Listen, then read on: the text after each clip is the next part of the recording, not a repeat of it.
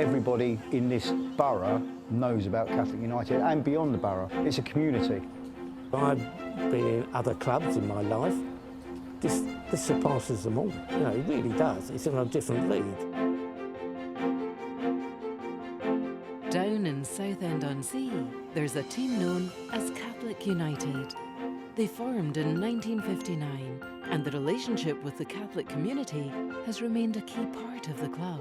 When Catholic United first started, they wanted a president, and they went for the current bishop of the diocese, which was Bishop Beck.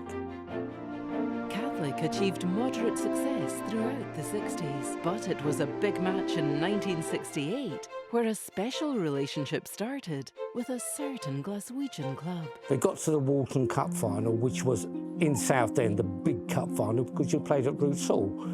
We had a problem. Our kit was white with black shorts. We needed a change of kit. We didn't really have a change of kit. You know, we're talking primitive times.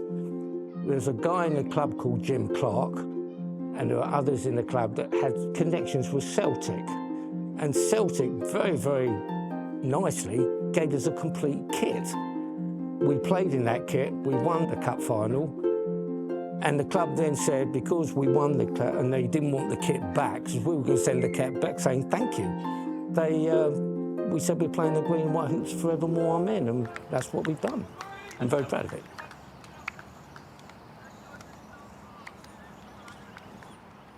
The core has always been, essentially, you go to a local Catholic primary school, you play for Catholic United. You go to a local primary school, you go to St Thomas More, a secondary school. It's always been a sort of family sort of feel about things.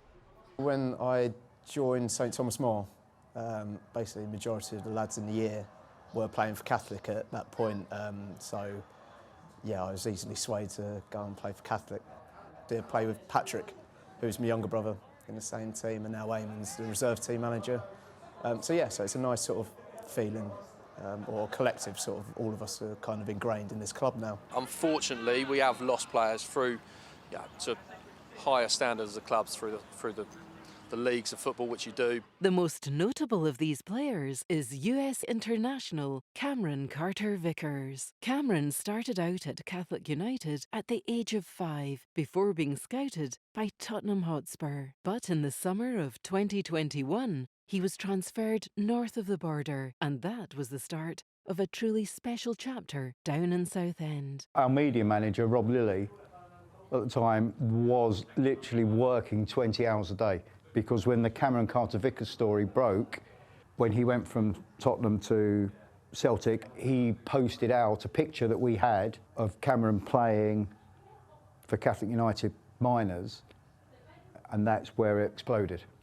Overnight, we went from 2,000 followers to about 10,000, then 15,000, then 20,000. I think we're at somewhere around 22, 23,000 followers, which is nuts. Our kit supplier had sold out of everything. Pin badges had gone through, shirts for Christmas and all sorts. Started seeing Catholic United merchandise in Glasgow.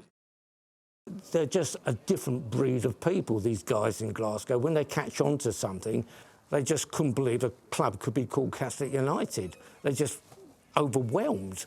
We started getting people coming to watch the game that were local Celtic fans because they'd never heard of the clubs. They were flying down, they told me the hotel they were staying at, so I went to pick them up in the morning of the game. To have this situation happen for us as a small grassroots club is just been unbelievable. And the club has also been successful on the pitch. They've won the Olympian Premier Division and the Essex Premier Cup in recent years.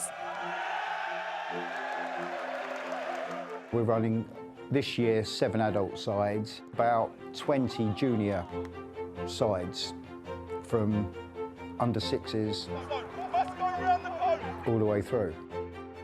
That doesn't happen by chance. It happens because there are people willing to put time and effort into making this club the best it can be. The social side of the club is everything, because without a social side, you're just a pub team. Obviously the football's first and foremost, isn't it? But it makes it more of a family feeling to a club, so you just don't go and play football on a Saturday. You go to the clubhouse afterwards and you've got your friends there.